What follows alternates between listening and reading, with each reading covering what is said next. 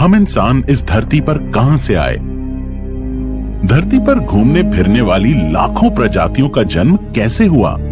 आज से 4 अरब साल पहले हमारे सौर मंडल का निर्माण हुआ और इसके साथ हमारी धरती का भी निर्माण हुआ।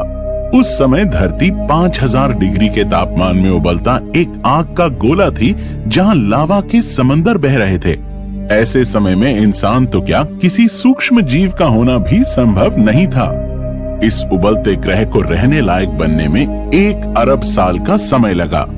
हमारी पृथ्वी पर 2 करोड़ सालों तक लगातार लाखों एस्ट्रॉइड्स की वर्षा हुई। इन एस्ट्रॉइड्स के अंदर पानी मौजूद था, जिससे हमारी पृथ्वी पर समुद्रों का निर्माण हुआ। आज से 3.5 अरब साल पहले गहरे समंदर की पनाह में हम इंसानों के पहले पूर्वज यानी सूक्ष्म बैक्टीरियाज का जन्म हुआ। इस समय पूरी पृथ्वी समुद्र में ही डूबी थी और वातावरण में ऑक्सीजन नहीं थी। समुद्र में पैदा हुए अरबों बैक्टीरिया ने लगातार 2 अरब सालों तक पृथ्वी को ऑक्सीजन से भर दिया। लेकिन 3 अरब साल बीत जाने के बाद भी धरती पर आज के किसी भी जानवर का नामो निशान नहीं था। इन 3 अरब सालों में धरती आज के किसी भी जीव जंतु के रहने लायक नहीं थी। अभी तक धरती पर इंसान की उत्पत्ति तो छोड़ो, एक घास का तिनका भी पैदा नहीं हुआ था, बल्कि जीवन समुद्र के अंदर तक ही सीमित था। आज से 55 करोड़ साल पहले समुद्र में अब कई प्रकार के जीव जन्म लेने लगे थे और इस समय तक धरती के चारों ओर ओजोन लेयर का निर्माण भी हो रहा था। लेट देवोनियन काल में 37 करोड़ साल पहले समुद्र में पैदा हुए बड़े जीवों को अधिक ऑक्सीजन की डिमांड होने लगी, जिस वजह से समुद्र में ऑक्सीजन लेवल कम होने लगा। इस समय कुछ फिशेस ऐसी थीं जो शैलो वाटर में रहती थीं, पर ऑक्सीजन की कमी होने की वजह से उनको सांस लेने के लिए समुद्र तल के बाहर आना पड़ता था और इस तरह कुछ समुद्री जीवों ने लैंड पर रहना शुरू कर दिया। लाखों साल के एवोल्यूशन के इस विकास क्रम में सबसे पहले एम्फिबियंस पैदा हुए, यानी उभयचर प्राणी, जो जल और थल दोनों में रह सकते थे, जिनसे आगे रेप्टाइल्स और बीतते समय के साथ मैमल्स और बर्ड्स का एवोल्यूशन हुआ। आज से 15 करोड़ साल पहले पृथ्वी पर जल, थल और नभचर जीवों का विकास हो रहा था, लेकिन अभी तक लगभग 4 अरब साल बीत जाने पर भी इंसान की उत्पत्ति नहीं हुई थी। 4 अरब सालों के विकास के क्रम में सबसे पहले सूक्ष्म जीव बैक्टीरियाज और उनके आगे इनवर्टिब्रेट्स यानी बिना रीढ़ वाले जीव समुद्र में पैदा हुए, जिनके बाद वर्टिब्रेट्स और मछलियां पैदा हुईं। इसके बाद समुद्र में मौजूद जलचरों के आगे इवॉल्व होकर उभयचर जीव पैदा हुए। इन उभयचर यानी एम्फिबियंस से आगे चलकर रेंगने वाले जीव और इनसे आगे बर्ड्स और मैमल्स यानी स्तनधारी जीवों का निर्माण हुआ। विकास के इस क्रम में प्रकृति के थपेड़े खाते खाते हजारों सालों में विशालकाय डायनासोर्स भी पैदा हुए। लेकिन अरबों सालों से लगातार चलते एवोल्यूशनरी साइकिल को एक आकाशीय घटना ने खत्म सा कर दिया था। आज से 6.5 करोड़ साल पहले एक एस्ट्रॉयड ने धरती पर समस्त जीव प्रजाति के साथ डायनासोर को भी खत्म कर दिया था। इन 4 अरब सालों में धरती पर एक बार नहीं बल्कि 5 बार प्रलय ने जीवन को खत्म कर दिया। लेकिन डायनासोर्स के खत्म होने के बाद मैमल्स बच गए। ये मैमल्स चूहे जितने छोटे जीव थे, जो बिलों में छुप जाने की वजह से प्रकृति के कहर से बच गए। अब यही मैमल्स आगे चलकर मल्टी ट्यूबरक्यूलेट्स, अडैपिफॉर्म्स और कार्पोलेस्टीज जैसे मैमल्स में इवॉल्व होने लग गए। लाखों सालों में ये मैमल्स धीरे धीरे आज से 6 करोड़ साल पहले प्राइमेट्स यानी बंदरों में इवॉल्व हुए। इन प्राइमेट्स का दिमाग अब बड़ा होने लगा। आज से 70 लाख साल पहले इन्हीं बंदरों से ऑस्ट्रेलोपिथेकस एप्स इवॉल्व हुए।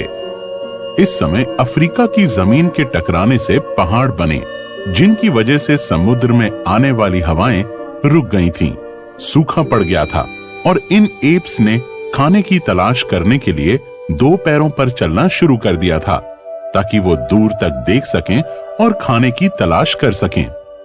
इस वजह से अब ये एप्स धीरे धीरे 2 पैरों पर चलने लगे और इनके बाद आज से 15 लाख साल पहले हम इंसानों के पहले पूर्वज होमो हबिलिस का जन्म हुआ।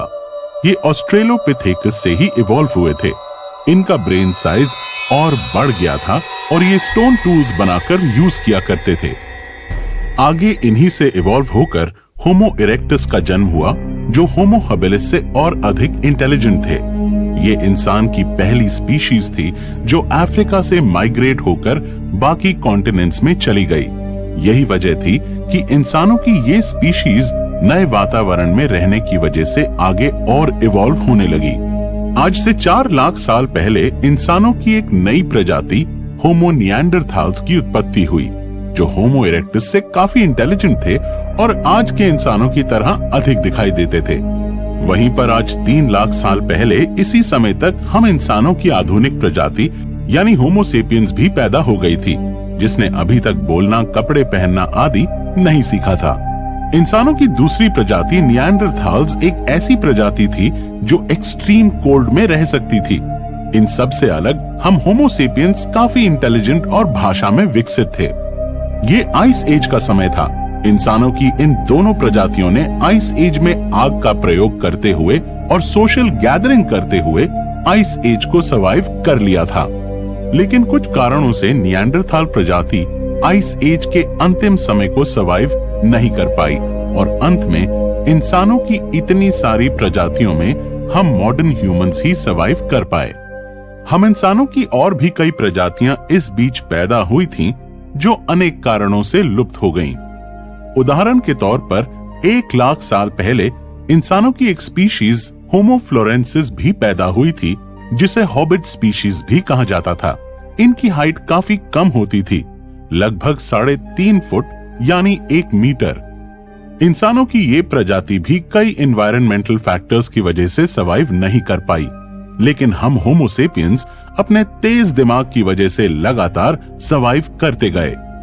हमने आग का आविष्कार करके पका हुआ भोजन खाना शुरू किया, जिस वजह से हमारे शरीर में भोजन पचाने में अधिक ऊर्जा का प्रयोग नहीं हुआ और बची हुई इस अतिरिक्त ऊर्जा ने हमारे दिमाग को और विकसित किया।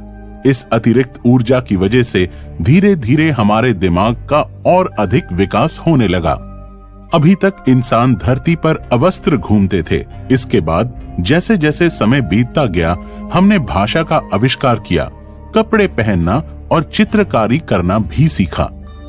पिछले 4 अरब साल की हमारी ये कहानी ये बयान करती है कि ये सभी भांति भांति के जीव जिन्हें हम धरती पर देखते हैं, ये सभी हमारे परिवार का ही हिस्सा हैं। धरती पर मौजूद एक एक जीव जंतु शुरुआत में पैदा हुई सिंगल सेल ऑर्गेनिज्म से ही इवॉल्व हुए हैं। पृथ्वी पर मौजूद सभी जीव जंतुओं के और हमारे पूर्वज एक ही थे।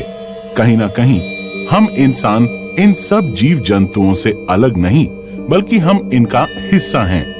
अरबों सालों के एवोल्यूशन के निशान हम एक माँ के गर्भ में आज भी देख सकते हैं। जब एक ह्यूमन एम्ब्रियो माँ के पेट में होता है, तब मात्र 24 दिन की स्टेज में हमारे सर के पास ये गिल स्लिट्स मौजूद होते हैं। इन्हें पेरिंकल पाउचेस भी कहा जाता है और ये गिल स्लिट्स मछली के अविकसित बच्चे में भी मौजूद होते हैं, जो आगे चलकर मछली के गलफड़ों में बदल जाते हैं। जबकि ये गिल स्लिट्स इंसानी बच्चे में कान, चेहरे और जबड़ों का हिस्सा बनते हैं और इसी तरह छठे हफ्ते में आकर इंसानी बच्चे में पूंछ भी विकसित होती है, जो उस समय हमारी रीढ़ की हड्डी होती है। लेकिन आगे के डेवलपमेंट में ये रीढ़ के निचले हिस्से में बदल जाती है। ये निशान हमें बयान करते हैं कि हम आज भी अपने इतिहास के निशान अपने साथ लेकर चल रहे हैं। धरती पर मौजूद सभी जानवर, गाय, घोड़े, हाथी, ऊंट, समुद्री जीव और सभी पशु पक्षियों के साथ हम इंसान आसमां से नहीं टपके, बल्कि अरबों साल के विकास क्रम में पैदा हुए हैं। आगे चलकर प्रकृति हम सब इंसानों को ना जाने किस रूप में बदल दे, पर यह तो आने वाला वक्त ही बताएगा। इंसानों के धरती पर आने की इस कहानी को एक छोटे से वीडियो में समेटना संभव नहीं है। लेकिन एक सवाल, आपको क्या लगता है, अगर अन्य ग्रहों पर जीवन होगा तो क्या वहां भी एवोल्यूशन से हमारे जैसे इंसान पैदा होंगे या वो हमसे बिल्कुल अलग होंगे? कमेंट्स में जरूर बताइएगा। मैं मिलता हूं आपसे किसी अगले वीडियो में। तब तक के लिए take care and good bye.